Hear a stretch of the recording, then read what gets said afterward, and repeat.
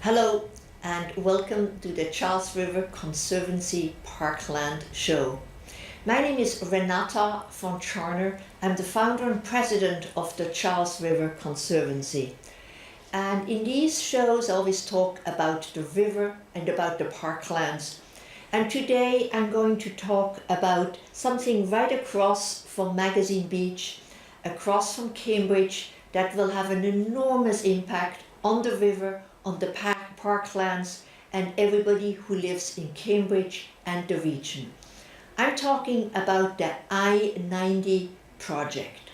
I-90 is the turnpike, and the turnpike goes along the river, and where the Alston toll booth used to be is going to be a large project. So let's look of how that is. We are always starting with this map and the mission of the Conservancy, making parklands more active, attractive and accessible. So we are looking at an area here in this triangle across from Magazine Beach, and it will have a big impact on all of us. We know it well because that's where we get off the turnpike when we come to Cambridge. But right now, as this picture shows, it has no structures other than highway ramps and some old railroad yards. But it has the potential, and it is planned to be a whole neighborhood. We're talking of an area about 100 acres. So if you compare that to other parts of Cambridge, it's a very large area, and it's a project that is estimated to be well over $1 billion. So let's have another view of the area we're talking about here. So you see the BU dorms, you see the elevated turnpike, and it's this elevated turnpike that really triggered this whole effort, as well as Harvard's desire to develop the land that is adjacent to the Alston toll booths. That's how, from the air, you would see being on the turnpike, driving west. On the right is Soldiers Field Road, and just a little glimpse of the water. So a very heavily traveled area, and on the extreme left you see some railroad tracks. So why did this area need help? So as Mass DOT in one of their presentations said, the project's genesis continues to deteriorate. That means the viaduct. The estimated annual cost to maintain that viaduct is $800,000. So an enormous cost to maintain it, to make sure it doesn't crumble. It is a crucial infrastructure element. But this is a high cost, and a better solution needs to be found to also improve the whole neighborhood and move it from an area that is just right now a transportation, mostly a car transportation facility with some trains, some commuter rails going through. But there is great improvement possible, and so this is an opportunity to really transform what could first be just a highway project, but it could really be an urban design improvement. It could be a multimodal riverfront neighborhood, and it could also improve the parks along and the access to the parks. And that's why this is so important for the Conservancy and for everybody who loves the river, loves the parklands. And so it's crucial that we let Mass DOT and the government know how much we care about this project, how important it is to get it right and to do it in a way that we create an urban neighborhood, we create parks, recreational spaces. Much also we were able to learn from the Seaport District. You might have read in the many articles that the Boston Globe did that the planners realized, oh, we built a new neighborhood, but we forgot to add green spaces. Oh, we built a new neighborhood, but we didn't really make it resilient to climate change. So the mistakes that were made in the Seaport District, I think, should and could be rectified in this new neighborhood of around the I-90. So let's look at how the area looks right now. It's really characterized by what I would call spaghetti ramps in this triangle. The spaghetti ramps that are between Allston, which is on the north of that triangle, and then Brookline on the south. And those spaghetti ramps are leftovers of the 1950s, where a freeway exit is normally a spaghetti ramp that then leads into the city. But you cannot develop a neighborhood or streets with those spaghetti ramps running through it. And also what the current configuration does not allow is any connection between the neighborhoods, between Allston and Brookline. So that's another goal. And a plan that you might have seen before is what's proposed by Mass DOT. So instead of what's underneath still in gray, the spaghetti ramps, there will be a grid of streets, and a very important component, it is labeled in the middle, kind of a little bit below, called West Station. It's the horizontal red part. West Station would be a new commuter rail station, and that was part of the plan. And so the advocates were very surprised to hear just in the last few weeks when Mass DOT announced that West Station would only be scheduled for after 2040. 2040, that is more than 20 years away. Yet the transportation needs, the transit needs of the region are so high that it's important to have this West Station incorporated at this stage. So I think that is really the overriding demand that we as advocates, and the advocates include obviously the Charles River Conservancy, groups like Livable Streets, like Walk Boston, then there are groups in Allston, Brighton, the People's Pike, bicycle groups. So it's important that we all keep in mind that this is not just a highway improvement project, this is an urban design, this is a city building and a multimodal transportation project. Multimodal being transit, because that's the only way more volume can be absorbed, that the roads are already full, and to bring in, make it easy to bicycle and to walk, because that is the transportation mode of the future, transit and bicycling. Obviously we don't want the car infrastructure to crumble, and it needs to flow, but without adding transit that can not really happen. So I want us to focus now on what's called the throat area. Again, the river to the left, a little bit further to the left would be Magazine Beach. We are right across from Magazine Beach. Right now there is the Dr. Paul Dudley White pathway, 8 feet wide. At areas that's even narrower when you approach the River Street. This pathway gets so narrow that two bikes can barely pass each other, and it's a very unattractive way, definitely to walk, but even for bicycling it's very unattractive. Then immediately to the right is Soldiers Field Road, two lanes in both directions, and we can see on the right is the viaduct, which makes both the path very, very noisy because the noise from the trucks is very loud. So let's focus on this, what is called the throat area.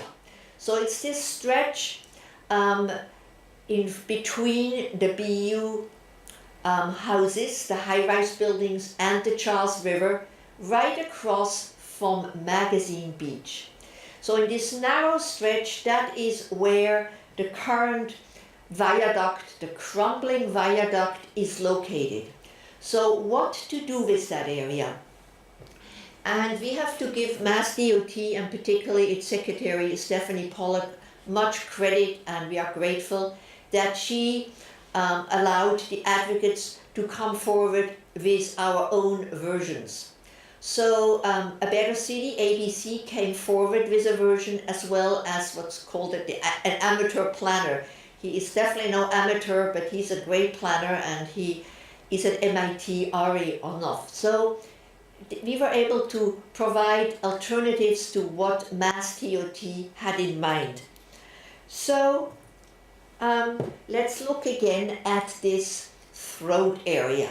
So you see the buildings of BU. Right now there's really no access from BU to the river anywhere in this stretch. You would have to go all the way to the BU bridge, and even when you are at the BU bridge, you cannot get from the BU bridge on the Boston side down to the Dr. Paul Dudley path. You have to go further down to the Marsh Chapel, so there's really no connection from the neighborhood to the river, to the path, a complete, I call it a Chinese wall. So that is definitely an undesirable thing that needs to be addressed and changed. So here I have graphics that were produced by Mass DOT of how this area could be redone. This is Mass DOT's proposal. It's the same configuration that is currently there with the I-90 on top, but not only are there 6 traveling lanes, but also 8 traveling lanes, but also breakdown lanes. And that's something we as advocates feel there is no reason why in an urban dense area there also need to be breakdown lanes. There are none in the Prue Tunnel, and it kind of just makes that highway project even bigger. Underneath the rebuilt viaduct are the trains, and then to the right is Soldiers Field Road, and to the extreme right is the Dr. Paul Dudley White Path. Mass DOT says with their version it would be the widest path, but it would definitely also be the noisiest because you're right there near the elevated turnpike. So as advocates, we are looking at ways how to address that issue. This is the version that was developed by the amateur planner, and instead of putting the turnpike on top, he put the trains on top. So the turnpike is on the ground, and then on the right is the Soldiers Field Road. He was able to also create a kind of a pathway next to the rails, and so that is an attraction. Unfortunately, this is the most expensive of all versions. It also would create a slightly wider path along the river, but it's still a very skimpy approach for a bike and a pedestrian path. The third version is the one that was put forward by ABC, A Better City. We call it the at-grade version. So here the trains are all lined up on the left, and BU has graciously agreed they would cede some land of their campus to accommodate that version. Then there are the 2x4 traveling lanes of the I-90 with no breakdown lanes, just as it is now. And then on the right is Soldiers Field Road. This basically leaves no space for a bike path or a pedestrian path, so that is something that needs to be addressed. This is, from the advocate's point of view, the best solution because it allows to have a connection between BU and the river, and it also doesn't create this looming viaduct, looming visually, looming in terms of noise for the path along the river. So that is what we are looking at. We are again on an aerial view, and the area there, the throat area, is the one, the 16 to 1800 feet in the throat plan, which really has no parks. And that's where we as advocates, riverfront advocates, bike advocates, walk advocates, we feel we need to find a better solution, because we will be ending up with something that is worse than what we have now. And instead of adding parks and adding accessibility, we are taking it away. So we will be developing some ideas for that, and I hope that you as residents of Cambridge and of the region who care about the river, care about parklands, that you will make an effort to study plans, and you can find the plans on the website of the Charles River Conservancy, thecharles.org. There's also a Facebook by the People's Pike. You can go to Mass DOT's own website, and I hope you will write a letter expressing your views of this project. It's not just a highway project, it's really a new city with streets, with transit, with riverfront access. So there is, we will be looking at some sketches and looking at some ideas what could be done instead. This effort was done through the Boston Society of Architects, and we are now a little bit upriver from the throat area. To orient you, is the West Station is where just right of the stadium, that is the West Station.